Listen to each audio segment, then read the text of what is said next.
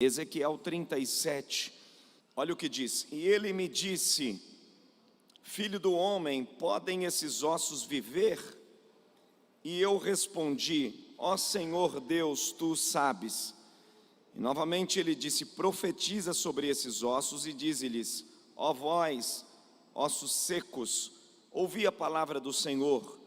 Assim diz o Senhor Deus a estes ossos: eis que eu farei com que o fôlego entre vós, haja fôlego entre vós e vivereis, e eu colocarei tendões sobre vós, farei crescer carne sobre vós, e vos cobrirei com pele, e porei fôlego em vós e vivereis, e sabereis que eu sou o Senhor. E quem diz amém?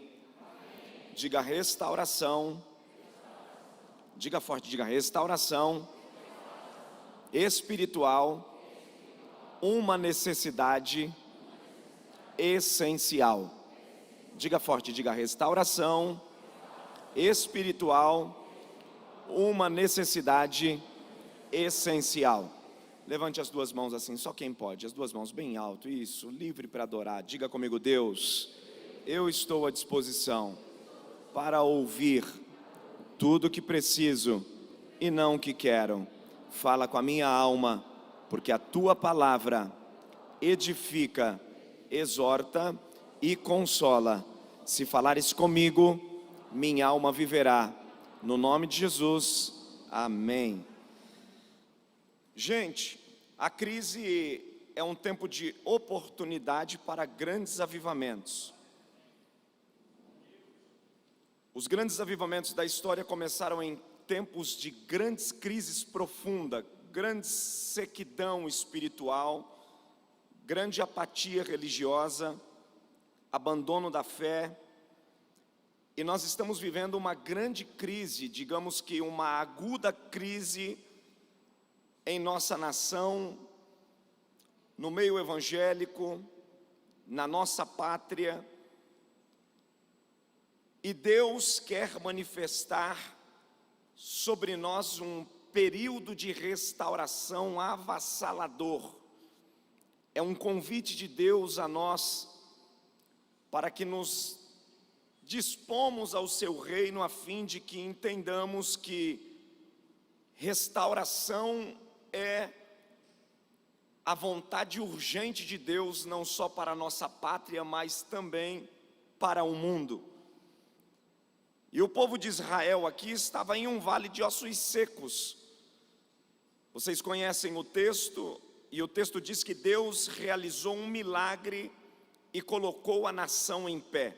Essa visão nada mais é do que uma visão figurada daquilo que Deus mostra para Ezequiel, o cenário em Israel, como estava Israel.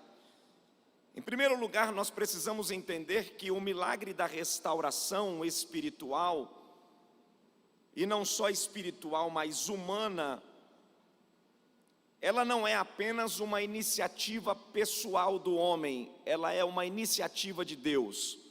O desejo não parte de nós, o desejo parte de Deus. É Deus quem quer nos restaurar, é Deus quem quer nos levantar. Mas a nação de Israel tinha pecado e não podia levantar-se pelo seu próprio esforço, porque o pecado humano denigre o homem, o pecado humano derruba o homem. E eles estavam considerados diante de Deus como um vale de ossos secos, que não havia vida neles. Eles estavam em uma condição lastimável, completamente perdidos, desolados, estavam desacreditados economicamente, moralmente. Eles estavam afastados dos propósitos de Deus, é por isso que eram chamados vale de ossos secos. Mas é Deus quem age em algum momento, e não existe uma data marcada.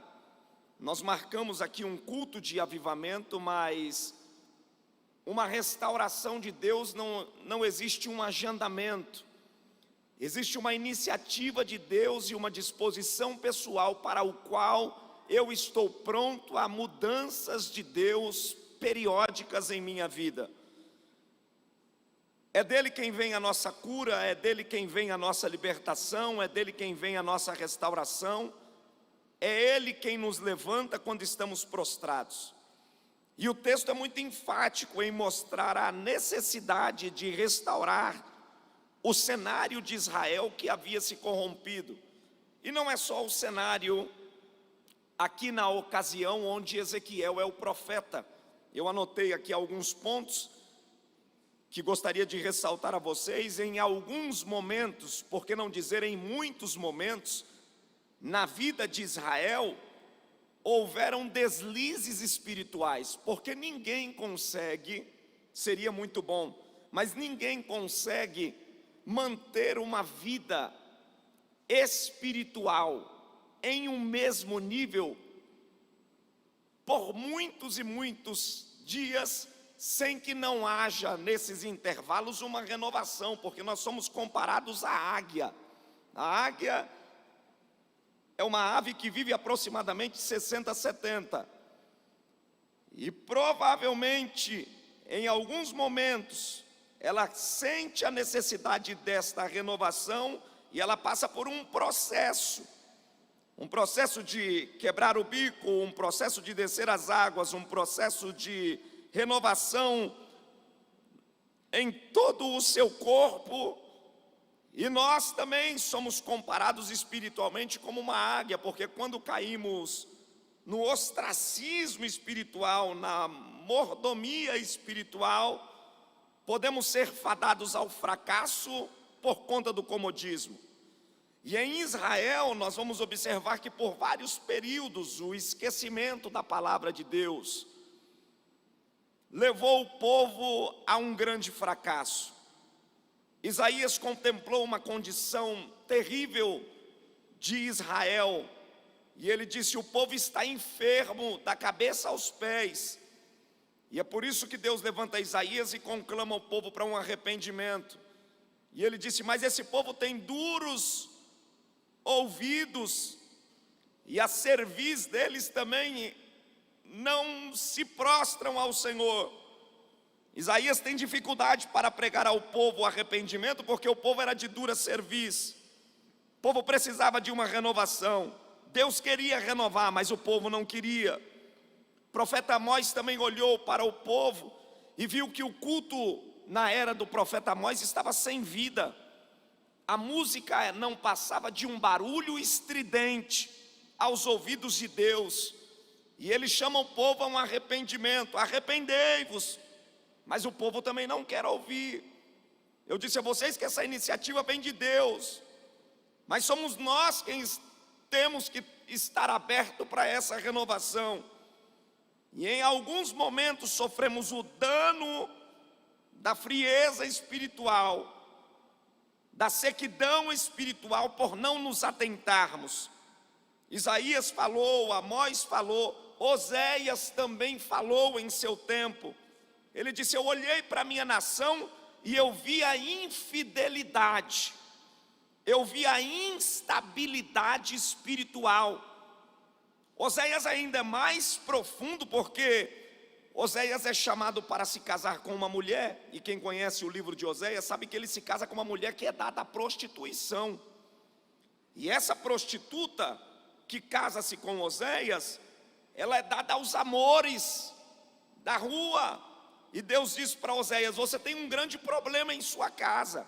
Você casou-se com uma prostituta. E Deus disse para Oséias: eu também casei com uma prostituta. Deus compara Israel a uma prostituta.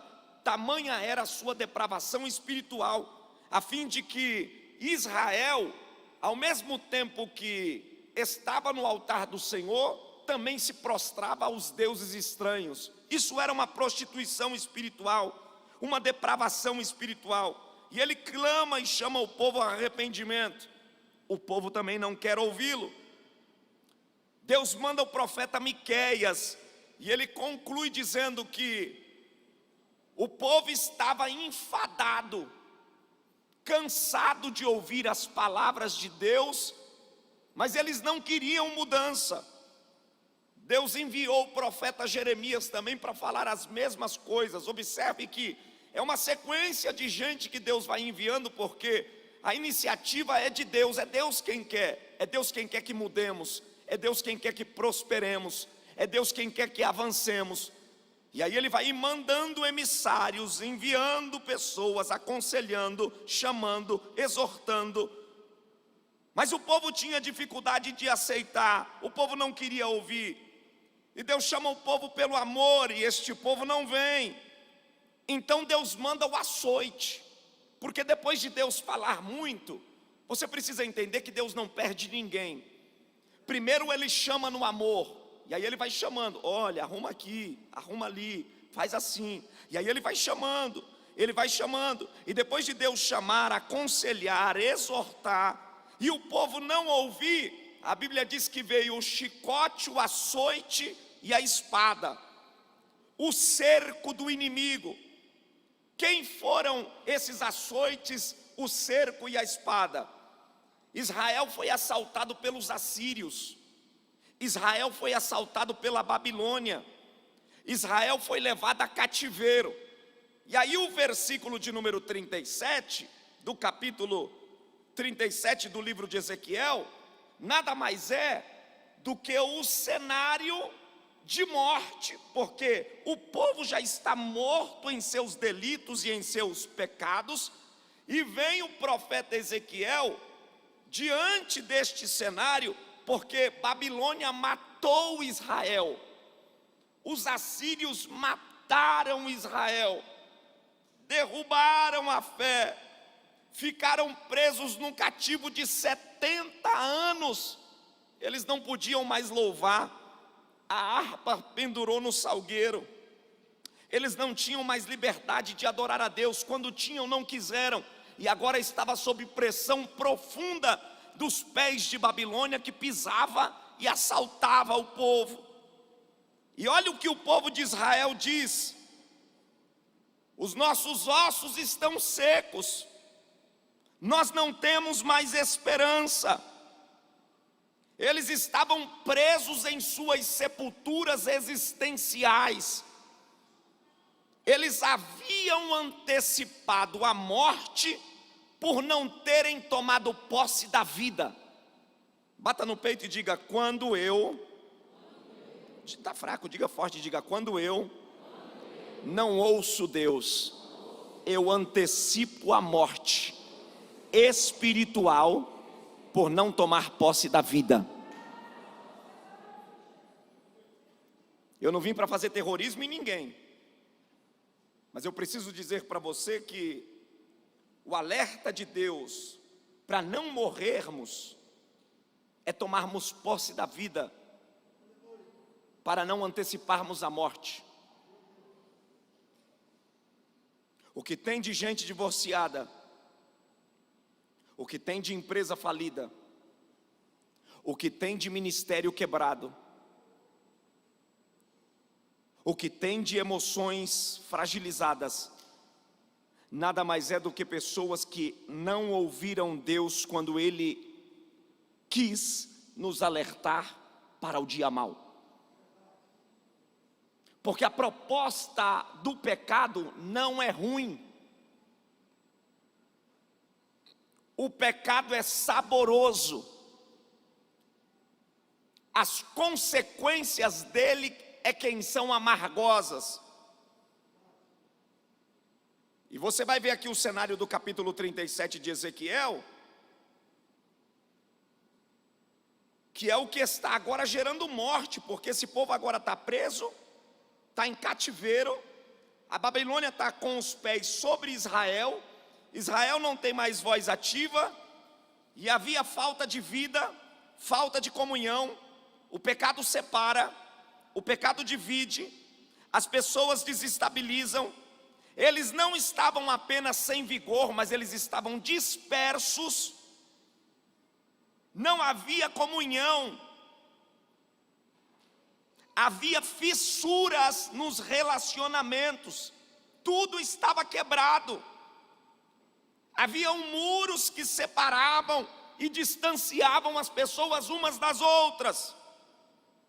E o cenário que Ezequiel é levado por Deus para ver, nenhuma outra visão seria tão coerente como a visão do capítulo 37.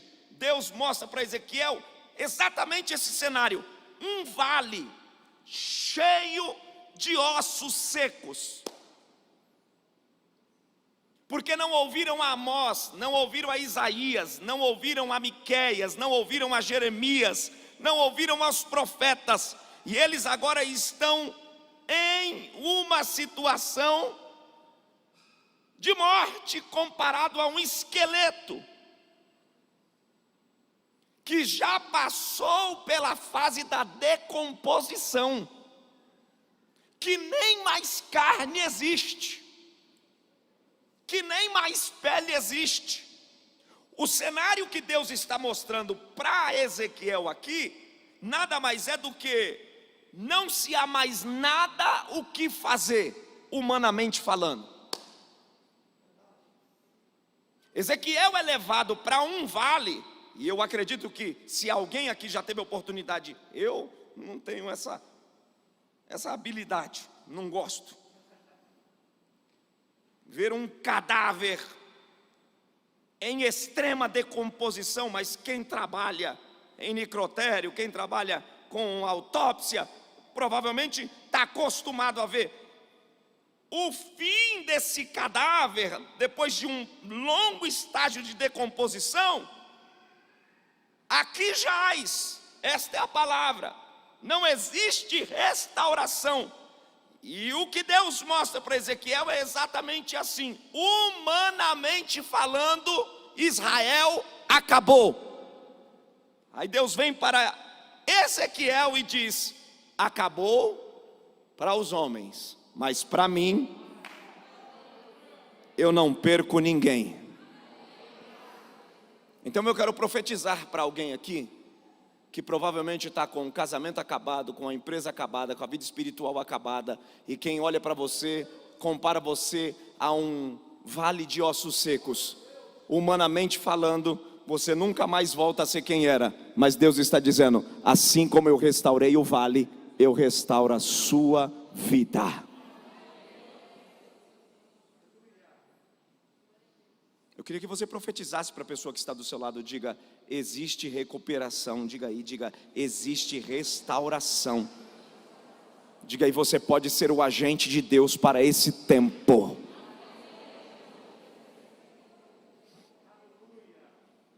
A condição de Israel era a situação de muitos crentes hoje: ausência de vida. O que reflete um cadáver para nós? Um cadáver para nós reflete ausência de fôlego, de vida, de entusiasmo, de perspectiva.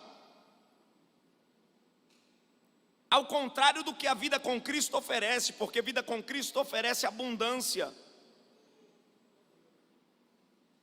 Mas o cenário aqui é a ausência de abundância. O poder do Espírito nesse cenário aqui parecia estar ausente. Era algo desconhecido. E deixa eu dizer algo aqui muito sério, gente. Dentro da igreja existem pessoas que estão exatamente nesta condição. Pessoas que estão flertando com o pecado.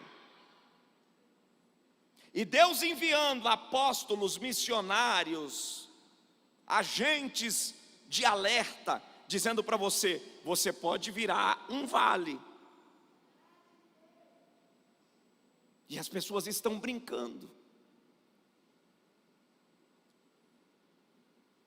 Nós estamos vivendo um tempo em que o povo de Deus manifesta sinal de morte. Isso é muito sério. Um morto não tem apetite. Eu nunca vi ninguém dar comida para morto. Uma pessoa morta espiritualmente, ela não tem fome nem sede de Deus. Isso é extremamente sério. Se pessoas que se dizem crentes, que vêm à igreja e não sente sede pela palavra e nem desejo pela oração, isso nada mais é do que falta de avivamento, é um princípio de morte.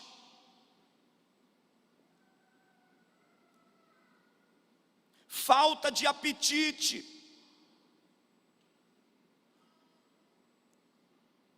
Pessoas que não buscam em primeiro lugar o reino de Deus. Pessoas extremamente materialistas. Vai apertar um pouquinho. Extremamente soberba. Pessoas que esse momento aqui do culto, para ele é uma baita canseira. Porque ele não quer buscar em primeiro lugar o reino de Deus. E o que atrai ele não são as coisas espirituais, são os prazeres do mundo, a fascinação da riqueza, da influência, dos aplausos, do dinheiro, dos amigos, da socialite, da influência.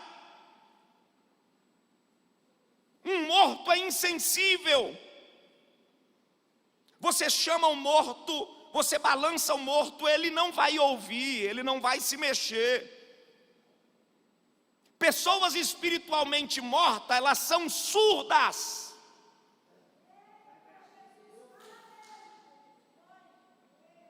O amor de Deus não abalam elas. O convite de Deus a nós a vir para o templo não é para bater cartão e dizer para o pastor, estou aqui.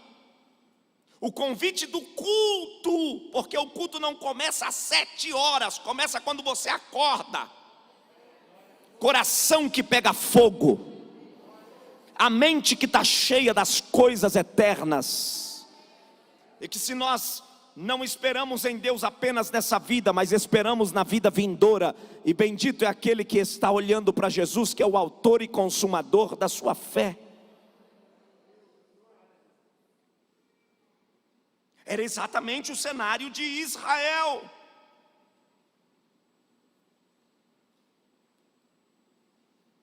Eram mortos onde a vida estava absolutamente ausente. A gente até vela um morto, mas ninguém quer ficar do lado de um morto por muito tempo, por mais que você ame o seu parente, mas morreu, não dá, vai ficar fétido. Você tem que se apartar.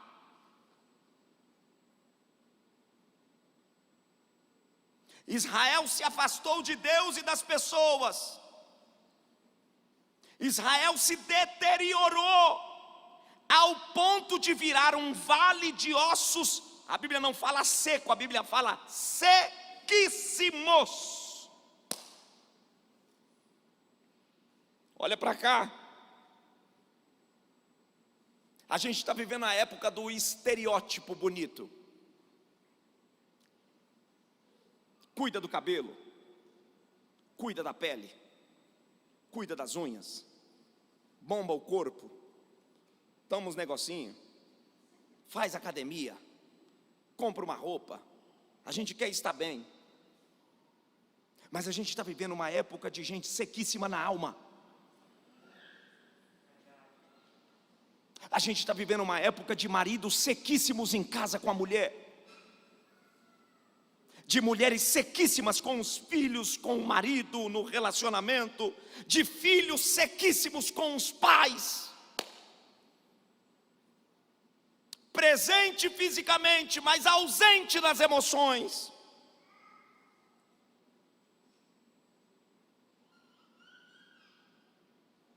E me parece que depois desse novo tempo, que acredito que o mundo está mudando, nós, os brasileiros que somos tão calorosos, do aperto de mão, do abraço, que esse momento já causou em nós um trauma, a ponto de prevenirmos uns aos outros, contribuirá para um afastamento futuro. E eu devo dizer para vocês que existe uma ação maligna também por detrás disso. Porque o propósito de Satanás em todo o tempo na humanidade sempre foi desagregar a família e as pessoas. O diabo detesta ajuntamento.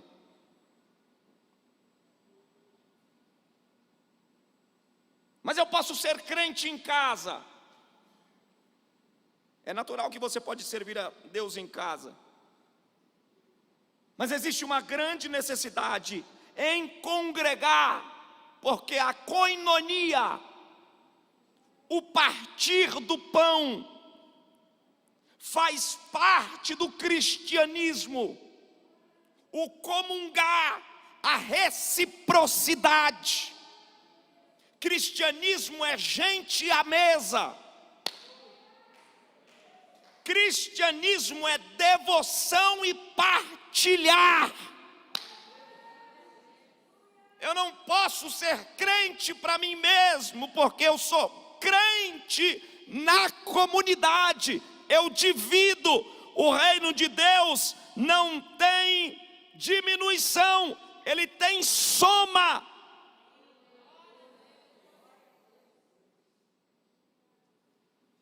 E a gente está vivendo um tempo de morte.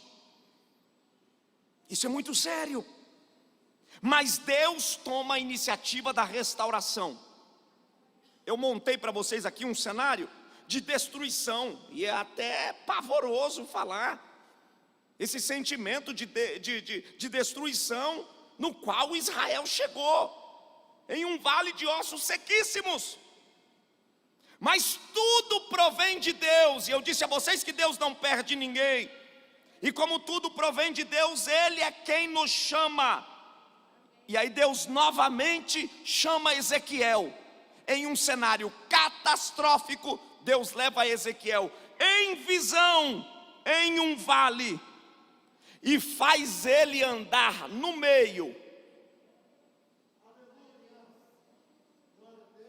E aí Deus é o responsável por perguntar para Ezequiel: Ezequiel, está vendo aí o vale? Estou.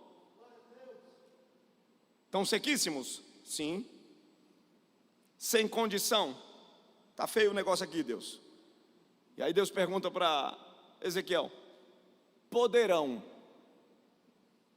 viver esses ossos? E Ezequiel não é nem louco de dizer para Deus não, porque ele sabe que por mais desgastado que estivesse aquela condição, que representava a condição moral, física e espiritual, Ezequiel estava dizendo: Senhor, se tu quiser, tudo tu pode. O que você quer dizer com isso, pastor? Não importa o histórico da sua vida, não importa em que condição você chegou. Hoje Deus me trouxe aqui na condição de Ezequiel para andar aí no meio desse vale que você está apresentando a Deus. E eu na condição de arauto, de profeta, diante daquilo que você está apresentando ao Senhor, que parece estar quebrado, sem futuro, sem perspectiva, sem esperança, eu vim dizer para você: Deus quer restaurar esse vale. Se você puder, apontar o dedo para quem está do teu lado e falar: não existe vale que Deus não entre. Diga forte, diga: Deus vai entrar no seu vale. Não, gente, vocês não estão comigo não. Fala forte, diga: Deus vai entrar no seu vale.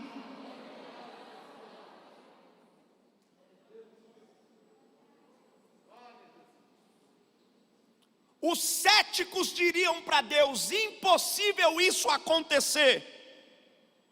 Os incrédulos diriam: jamais. Alguém que está olhando a sua vida, seu dia a dia, certamente está dizendo: você voltar a ser quem era? Nunca. Eu acredito que alguém já deva ter passado por isso, diante de um cenário que você vive, que parece que quebrou tudo, o castelo caiu. Alguém olha e fala: você ser quem você era? Você voltar a ter o que tinha? Você reconstruir? Nunca! E Deus está dizendo: eu posso.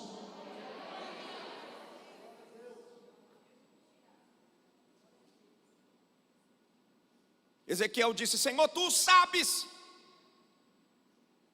Deus estava querendo ouvir da boca de Ezequiel que ele acreditava. Repita comigo, diga: Deus está em busca de alguém que acredite para se tornar, não gente, fale alto, diga para se tornar um agente de restauração. Olha para quem está do teu lado e fala: sua boca, diga forte, diga sua boca, mas fala olhando para ele, diga: sua boca não é agente transmissor de pessimismo, a sua boca é agente transmissor de restauração. Ei, segura as palmas rapidinho, segura, ouça o que Deus está falando para você aqui, recebe essa palavra. Deus vai começar a te enviar em lugares quebrados, fissurados. Deus vai começar a te levar em lugares inadequados aos olhos das pessoas, e alguém vai dizer para você: não pode, mas você, pelo poder da palavra, vai dizer: pode, porque eu sirvo a um Deus que faz restauração. Aplauda.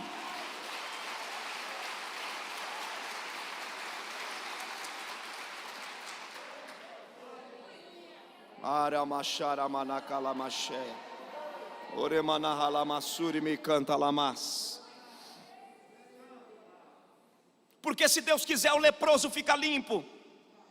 Se Deus quiser, o paralítico anda. Se Deus quiser, o bêbado se torna sóbrio. Se Deus quiser, o drogado fica livre. Não sou eu quem quero, é Deus quem quer. Se Deus quiser, o Covid vai embora. Não está em mim, não está em você. E aí aonde é que eu entro, pastor? Como agente para profetizar. Você é o agente do avivamento. Você é o agente da restauração. Pessimista já tem muito, mentiroso já tem muito, negativo já tem muito, gente que vê destruição já tem muito. Você é o arauto de Deus para ver a reforma onde tudo está quebrado. E a pergunta poderosa e tremenda é essa: é possível haver uma restauração?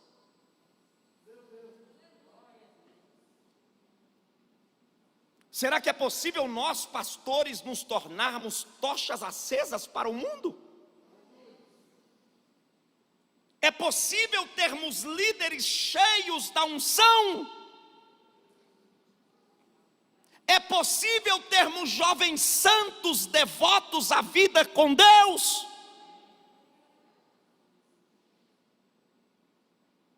É possível termos uma igreja que ora? É possível termos pessoas ganhadoras de almas? Ezequiel respondeu para Deus: tudo tu pode. E eu quero profetizar aqui, porque hoje eu estou na condição de Ezequiel. Senhor, tudo tu podes. Você pode levantar a mão assim e dizer: Senhor, tu podes tudo, tudo tu podes. Tu pode restaurar, tu pode curar, tu pode libertar, tu pode mandar o demônio embora, tu pode abrir a porta, tu pode curar o enfermo. Ei, tu podes batizar no Espírito Santo. Deus está dizendo: se você quer, eu também quero. Se você quer, eu também quero. Se você acredita, eu vou fazer. Recebe essa palavra. Deus está dizendo: eu só estava procurando alguém para acreditar, e como eu achei, se prepara, porque vai nascer milagre. Glória a Deus.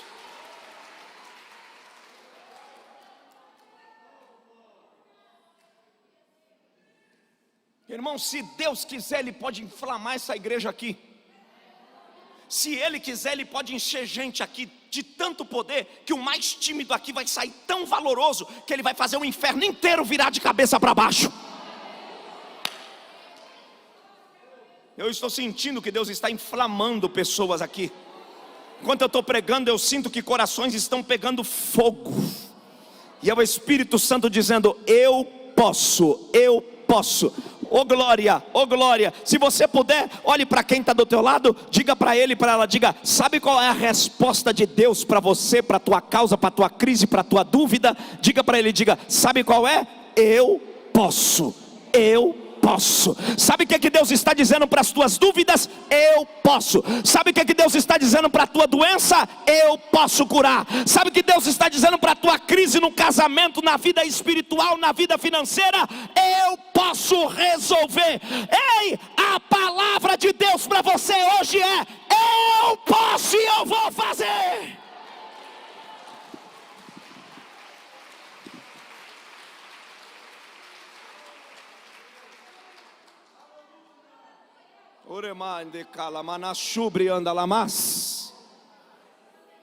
Estou sentindo que o Senhor está se aproximando de nós. Você está sentindo algo tremendo aqui? Estou sentindo um fluir da graça de Deus. E quando nós declaramos a Deus dizendo: tu podes, tu sabes, tu tens, tu és, é nessa hora que o Espírito vem.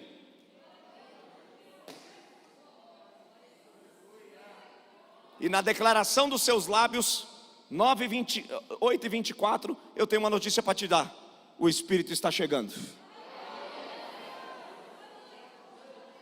E recebe essa palavra, porque tudo que está seco na tua vida vai começar a viver.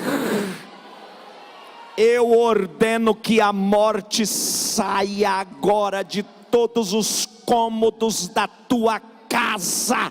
Eu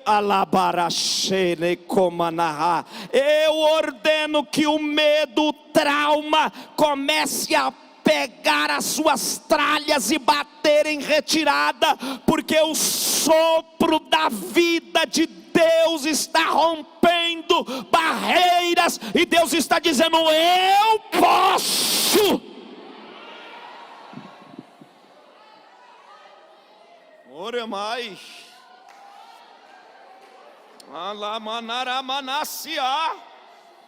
Eu estou sentindo que essa noite é uma noite de renovação.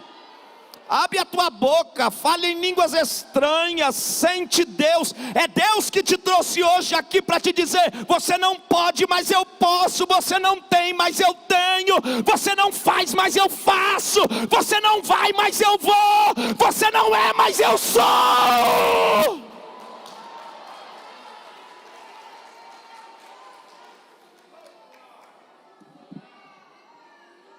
Iramanai.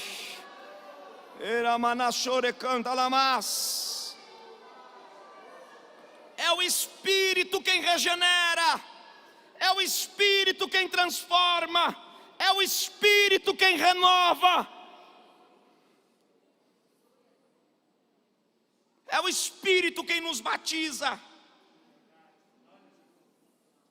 E aí, depois que Ezequiel falou: Senhor, tu sabes, Deus disse: então eu quero. E aí começa o processo do avivamento e da restauração. E qual é o primeiro processo de restauração? Repita comigo, diga: ruído.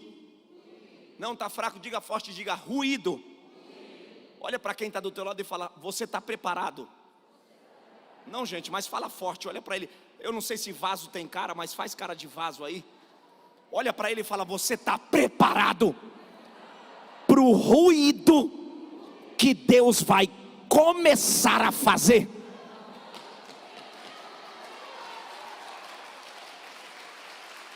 Glória a Deus!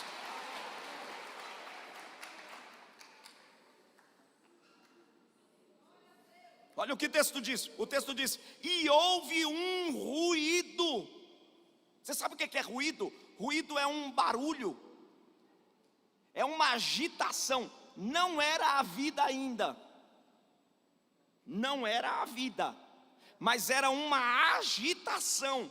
Era como se alguém colocasse a mão nas peças de xadrez e começasse a organizar.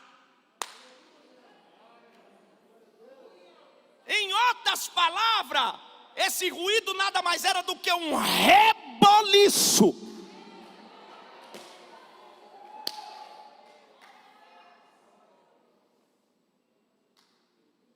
não era um estardalhaço, mas era um movimento,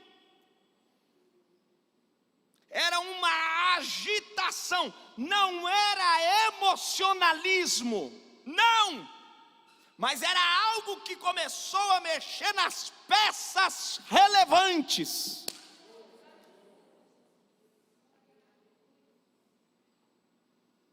Não se gera a vida com propaganda e marketing, mas se gera a vida com unção.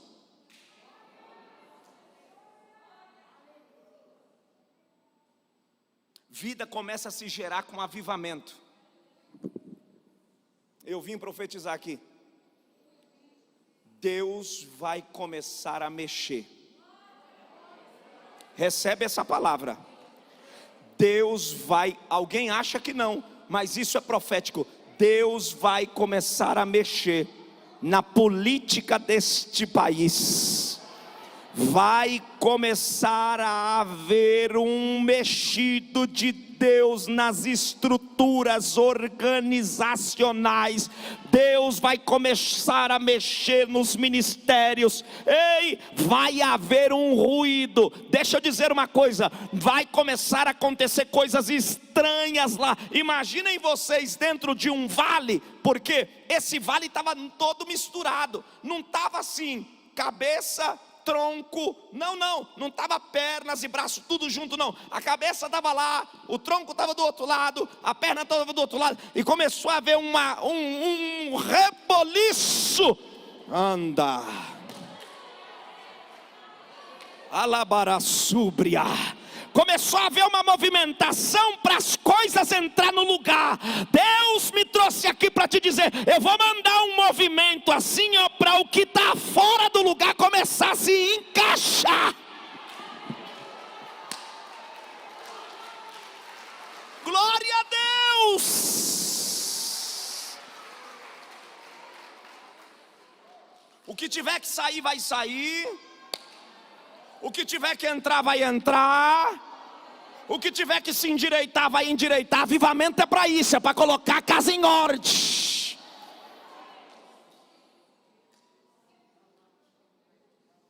Anderevia. E eu estou ouvindo um barulho. Você está sentindo o barulho espiritual? Cutuca quem está do teu lado aí e fala, vai ter um reboliço aí favorável. Diga para ele, já para ele não ficar com medo. Diga, não vai ser um barulho de desgraça, não. Diga, vai ser um barulho favorável. Olha o que Deus toma a minha boca para te dizer. Eu vou mexer as coisas para te favorecer. Vou mexer as coisas, se precisar eu vou mexer lá no tribunal, se precisar eu vou mexer na mão do advogado, eu vou mexer na mão do INSS, vou mexer na mão da Petrobras, vou mexer, nem que eu tenha que mexer do outro lado do país, mas que eu vou fazer um reboliço, eu vou.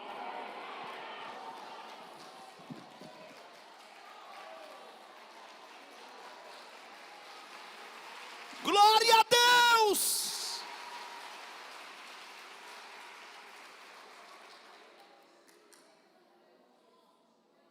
Depois do ruído, o que houve? Ajuntamento. Vai chegar um tempo, pastor, que o avivamento de Deus que vai tomar essa Brasília, vai ter gente que vai pedir senha para entrar no culto. Só vai ter que aumentar o número de cultos.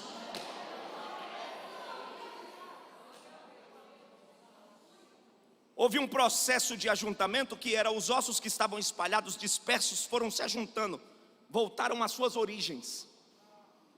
Avivamento, repita comigo, diga avivamento. Diga forte, diga avivamento é a volta às suas origens. Ou seja, os ossos começaram a ficar em ordem, porque a primeira característica de falta de restauração é desordem, porque o diabo gosta de bagunça.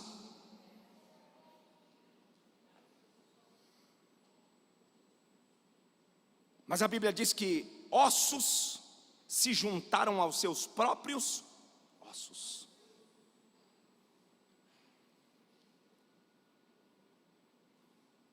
Mas isso ainda não era tudo. Porque tem igreja muito organizadinha, mas não tem fôlego. Não basta ter uma boa organização. Não basta ter um maravilhoso grupo diaconal.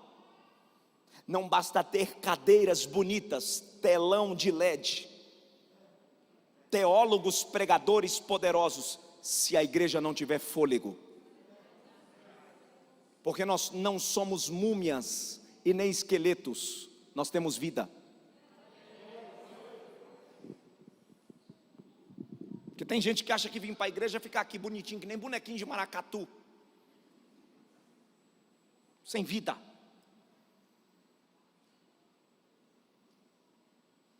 Eram organizados, eles estavam metodicamente corretos. Já viu gente assim? Tintim por tintim. Mas não poderia lutar as guerras, porque não tinha fôlego. Não tinha isso aqui, ó.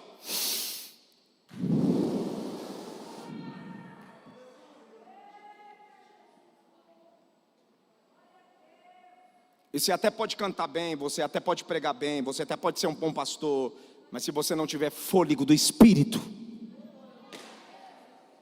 está falido, está fracassado. Mas houve um ajuntamento, porque Deus é organizado. Primeiro Deus mexe com o ruído, Deus trouxe o ruído, pelo vento do Espírito. E aí depois Deus faz o ajuntamento. E agora a Bíblia diz: e juntou-se tendões e carne. Eles agora recebem estrutura, eles agora parecem gente, mas ainda estavam mortos. Porque a gente pode ter doutrina, a gente pode ter preceito, a igreja pode ter estatuto, podemos até ter uma religião, podemos frequentar a igreja, e é possível que com tudo isso ainda está morto.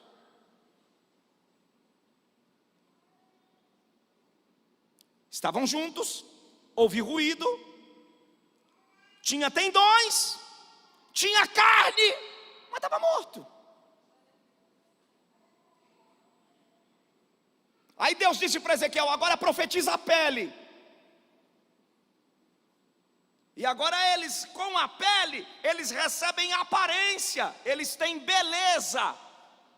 Porque é muito ruim você se machucar. Esses dias eu vi um amigo meu que machucou, e ele estava jogando bola e rompeu, e abriu, ele mostrou a foto. Eu falei: cara, para, eu vou apagar essa foto, eu não aguento ver isso, em carne viva. E qual é a finalidade da pele? É cobrir, é dar beleza, é dar estética.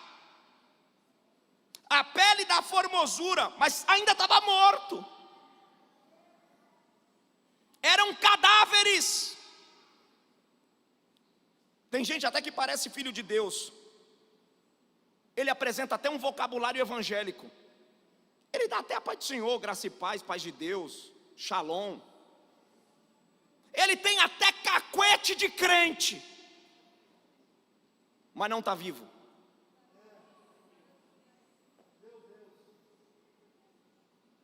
Ele tem todos os adágios gospel. É o problema dos fariseus. Eles eram bonitos, falavam bem, mas estavam mortos. E estavam mortos como sepulcros caiados. Era preciso que o Espírito os vivificasse. E hoje o Espírito Santo está dizendo: além da beleza estética, além de você pertencer à Batista Shalom, além de você ser da Assembleia, da Presbiteriana, da Quadrangular, da Wesleyana, da Congregação, da Adventista, da Deus e Amor, de qualquer que seja lá a instituição, você precisa que o Espírito te vivifique. Existe um hino bonito no cantor cristão que eu amo, que diz: vivifica a tua igreja. Vivifica a tua igreja. Sem o teu Espírito nós morreremos. Irmãos, sem o Espírito não dá para pregar, sem o Espírito não dá para cantar, sem o Espírito não dá para servir, sem o Espírito não dá para esperar Jesus, sem o Espírito não dá para ter esperança da glória, sem o Espírito não temos expectativa. Mas essa noite eu tenho uma notícia: o Espírito está aqui. Mas a Bíblia diz: e o Espírito entrou neles, e eles se puseram de pé. Ah, se Deus nos renovar! Eu estou para dizer aqui que vai ter crente que vai dar muito trabalho para o diabo.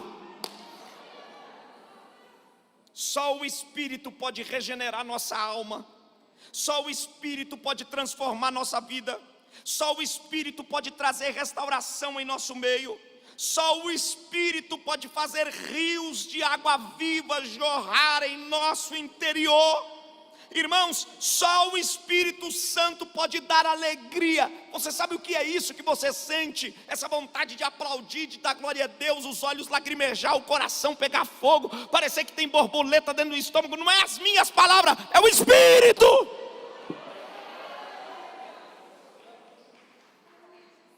É o Espírito quem provoca tudo isso. É o Espírito quem nos levanta nas provas, nas lutas, nas adversidades, quando tudo parece estar perdido. O Espírito nos encoraja. Eu não sei se vocês já tiveram essa experiência, em momentos que parece que tudo é um desastre, e do nada você se recompõe da cinza e diz: Deus vai me dar vitória. Esse é o Espírito. O Espírito é aquele que nos habilita como um forte exército.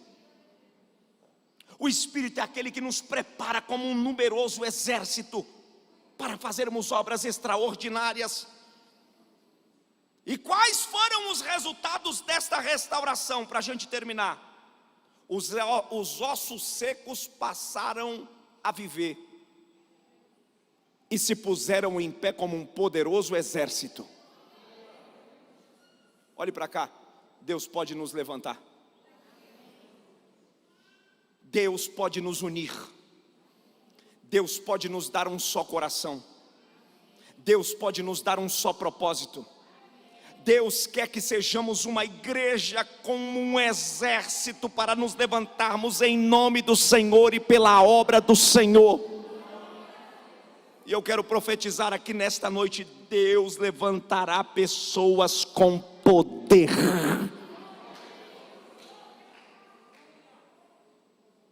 Outra coisa que aconteceu, a Bíblia diz que os ossos secos se levantaram das suas sepulturas, saíram, eles tiveram vida. Deus está a fim de nos levantar das nossas sepulturas existenciais. Pastor, mas eu não estou morto. Talvez você está morto no seu trauma, coisas do passado do qual você não consegue se perdoar, crises emocionais. A pior cadeia não é aquela que prende mão, é aquela que prende coração e mente. Nesses dias, a maior doença do século não é Covid, a maior doença do século está aqui, ó. As pessoas estão piorando de Covid por causa daqui, ó.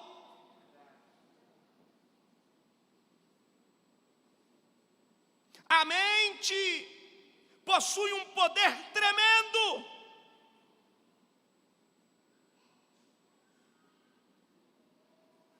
E quando somos refém de uma mente vazia, sem o Espírito de Deus, por isso que Paulo disse: renove tua mente, traga à lembrança aquilo que te faz alegria. Quero trazer à memória.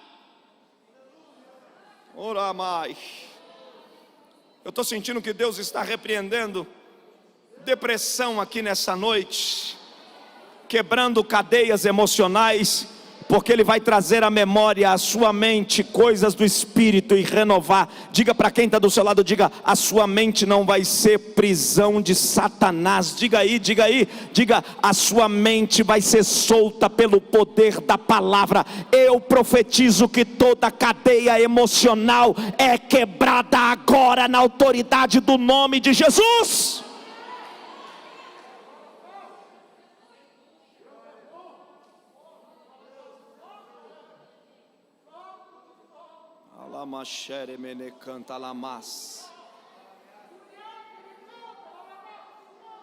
Está muito gostoso aqui. Eu estou tentando enxugar o sermão para terminar no horário, mas eu estou sentindo que o rio do Espírito está fluindo aqui, ó. E pessoas que entraram numa gaiola presa, o Espírito Santo está com a chave dessa gaiola, está abrindo ela e está dizendo: voa, voa, voa. Você entrou aqui hoje preso, amarrado, pesado, e você vai voltar para casa assim, ó, decolando, ei, como uma águia, olhando para o mal, para a guerra, para o pecado, e dizendo: nada mais me mata.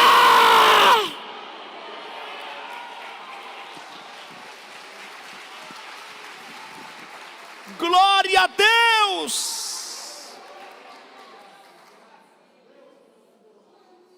Aí olha o que o Senhor fala: então sabereis que eu sou o Senhor, quando fazer abrir as vossas sepulturas e fizer sair dela, ó povo meu, porém em vós o meu espírito, e viverei. Irmão, Deus não desiste de nós, ainda que estejamos esqueleticamente mortos.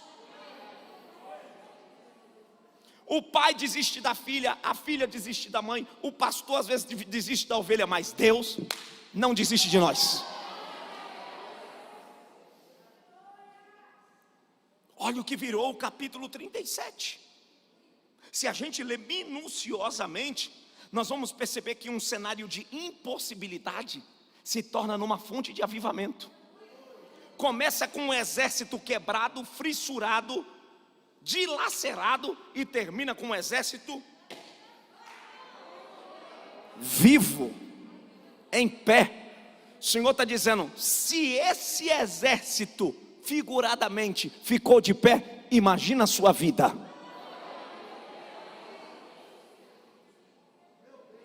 Você vai começar essa semana olhando para as suas impossibilidades e dizendo: se Deus mudou o cenário do vale de ossos secos, quem dirá a minha história?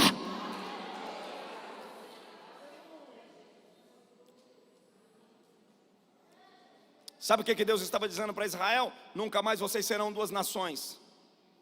A divisão rasgou a nação no meio, mas não existiria mais divisão. Deus restaura relacionamentos. Quando o Espírito Santo sopra sobre nós, as mágoas acabam.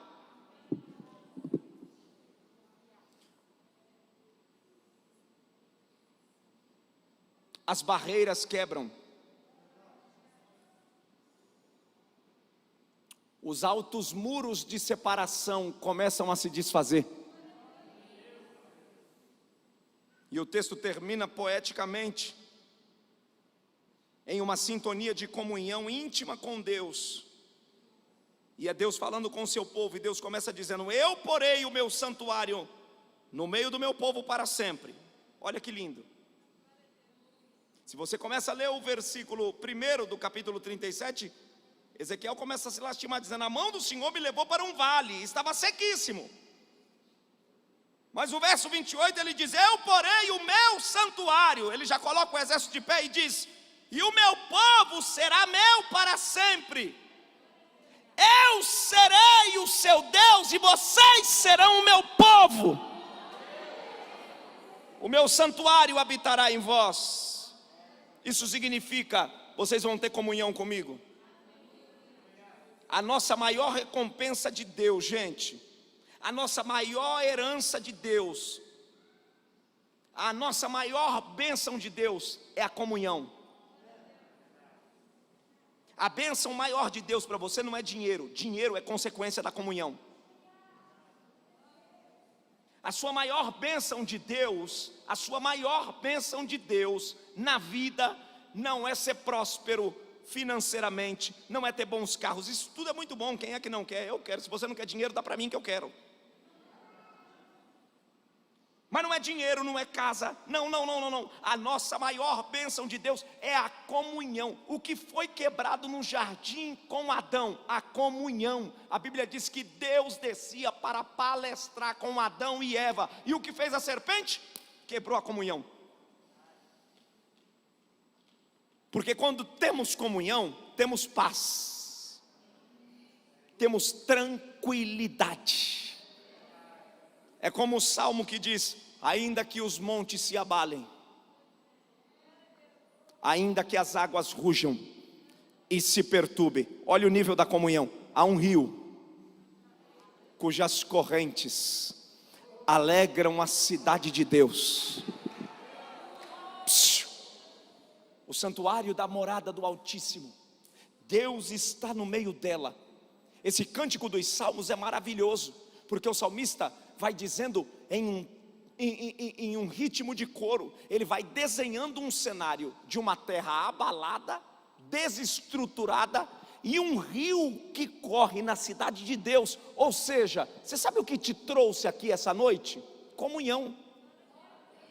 Ô gente, se a gente colocar tudo no papel para pensar o que nós estamos fazendo, é uma loucura.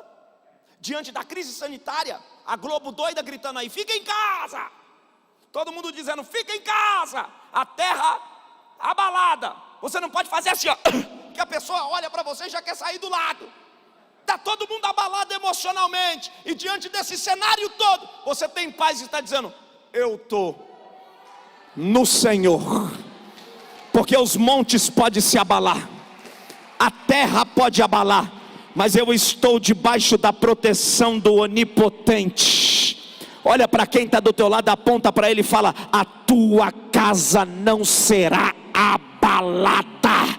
Diga para ele, profetiza. Eu queria que você fosse profeta esta noite. Aponta para ele, aponta para ela, fala: o Espírito está entrando, nenhum mal chegará sobre a tua tenda, nem praga alguma te alcançará. O Espírito te renova, te levanta, acaba com tudo que está quebrado e te diz: eu te faço um exército poderoso, nada te parará.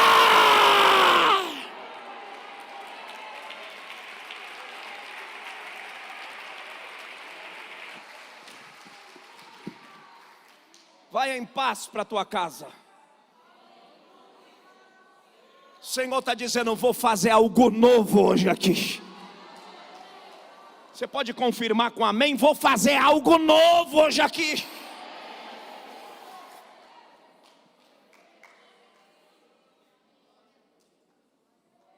Você não é mais um vale de ossos secos.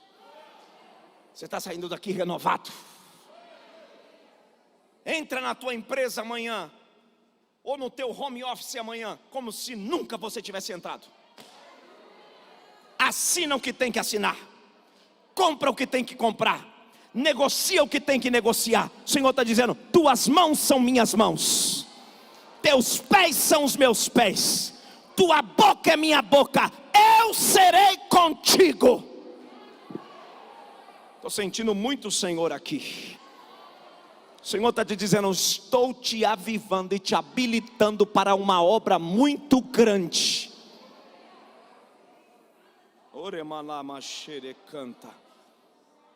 Estou sentindo uma graça de Deus muito forte aqui.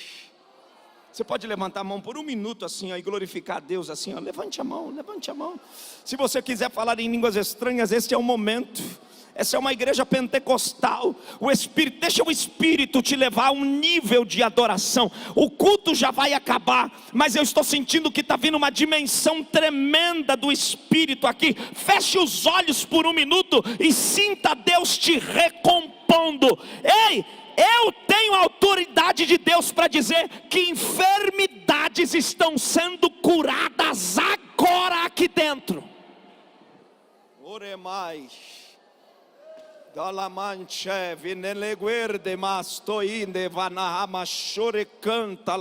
Abre a tua boca.